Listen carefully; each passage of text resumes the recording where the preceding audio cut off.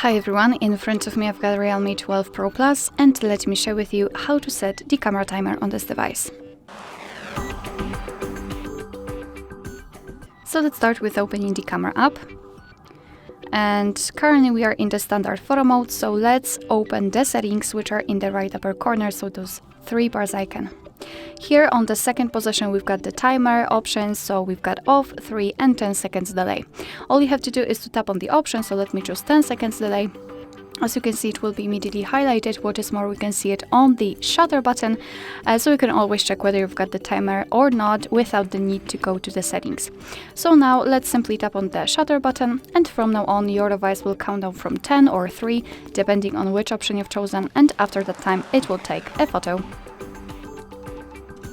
Of course, you can turn off the timer the same way, 3 dots icon, tap on off, and from now on your device will take photos right after touching the shutter button.